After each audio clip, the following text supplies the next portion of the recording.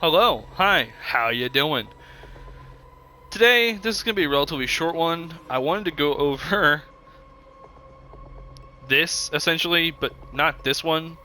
I want to discuss the Modern Warfare 2 Vault Edition that came out last year with the release of Modern Warfare 2. Uh, I've been hearing some discussions about if the Vault Edition this year is worth it or better than the last year's. So I kind of just wanted to show off some of the things from that pack to really utilize and really visualize the value for last year's, because there's a lot of people who don't buy the newest Call of Duty until a year later whenever it's come out. So the idea in my head is to essentially kind of showcase these items and see, are they valuable in 2023? Are they worth buying in 2023? Or are they better off, are you better just buying the standard edition? And I'll give my opinion on that on the end. So this is the Captain Price skin. Um, this is so part of the Vault bundle. You get the Season 1 Battle Pass, which at the time that's what I got. I got the Season 1. I bought this day one. And then you got the TF141 Red Team pack, and then you got the FJX Cinder Weapon Vault. And I'll go over that at the end.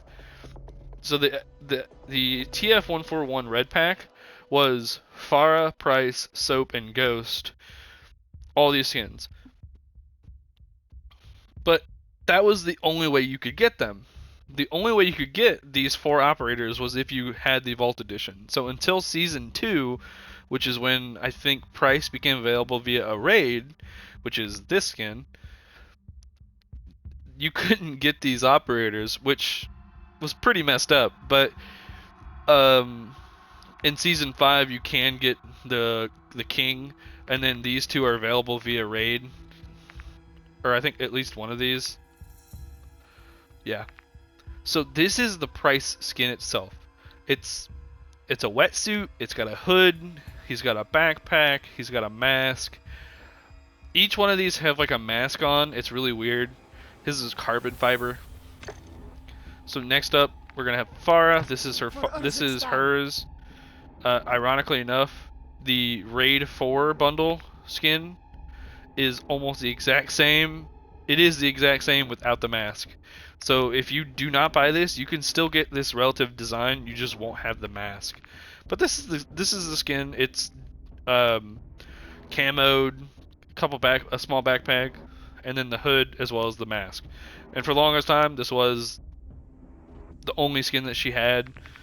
You can buy some of these in bundles, and then this was in the Season 3 Black Cell and Battle Pass. So this, you can't get this anymore unless they release like a retroactive bundle or something like that.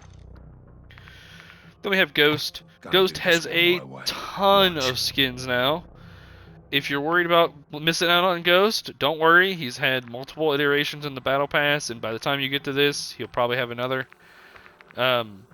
It's a relatively simple skin. It's very similar to the Farah skin, where it's desert themed. It's all your muted yellows, greens, and tans. This time his ghost mask is covered up with that mask. He's got a cape on.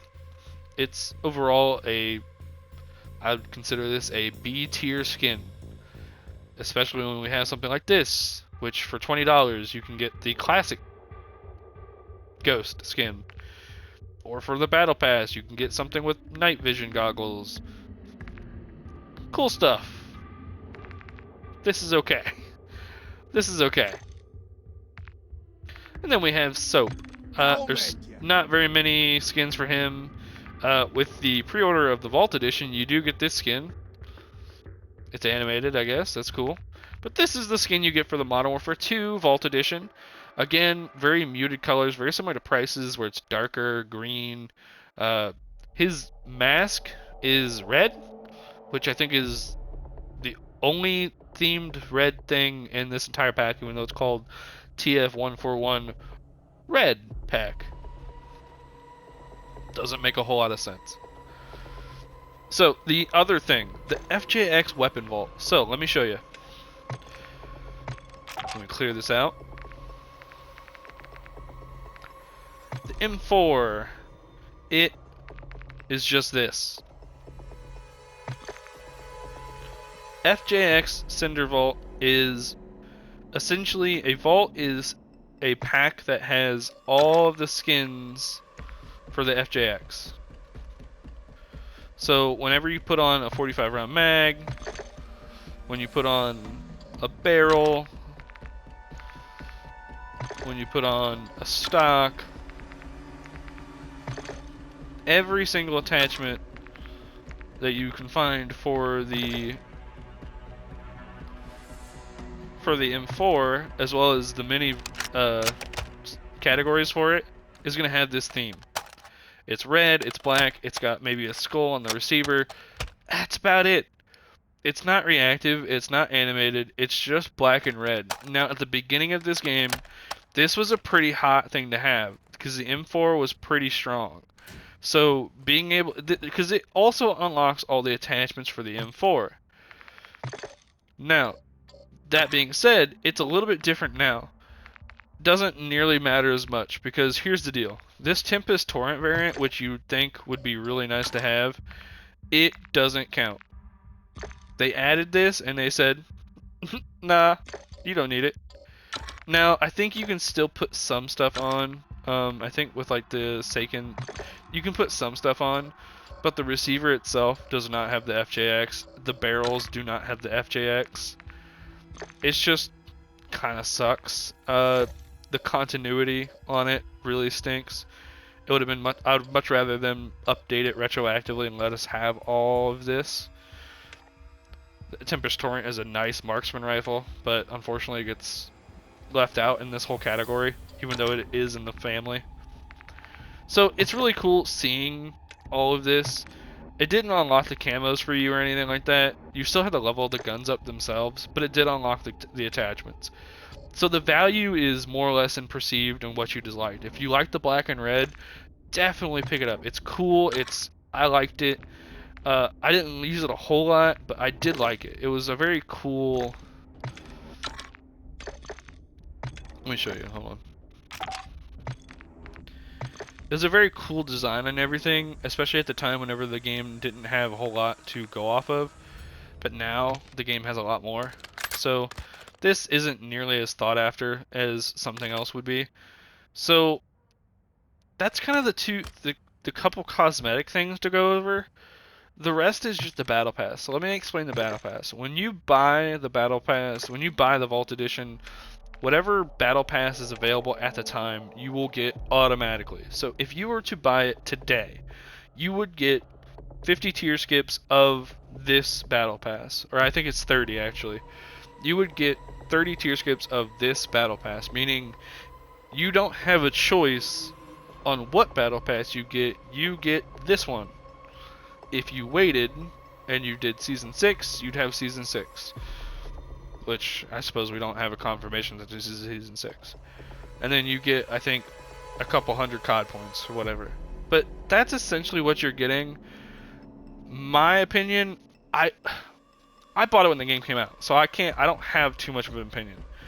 However, if you can find it for the full price of the game, like if you're paying $70 for this, and you're getting the base game, and which gives you access to a great campaign, spec ops, raids, as well as some other content specifically for premium owners, definitely.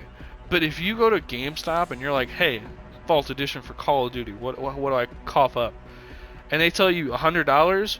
No, hell no. Wait for a sale. Do something or make it discounted, because these items are cool. The operators are cool, and they were especially at the time, but the value has not stuck so much that I could say that it's worth the $100. Now, I'd much rather say wait for a sale. That's my personal opinion, and I'm gonna try to keep this video short so that way you can get through the majority of it. If this does fairly well, I'll review the Modern Warfare 3 Vault Edition whenever it comes out. Here's an overview of it, essentially. It has, so for example, it has these skins, which is very similar. So instead of having Soap and Farah, we're getting Makarov and a guy named Warden. but we're still getting, in this time we're getting 2 weapon vaults, which look like they might be reactive or they have some type of design on them, as well as a black cell battle pass, which is more valuable than a regular battle pass now. So there's definitely a lot more value in the Modern Warfare 3 one, but if you're asking about the Modern Warfare 2 one and if it's valuable today, yes, but with an asterisk. Thank you guys for watching. You guys have a wonderful afternoon and have a great day.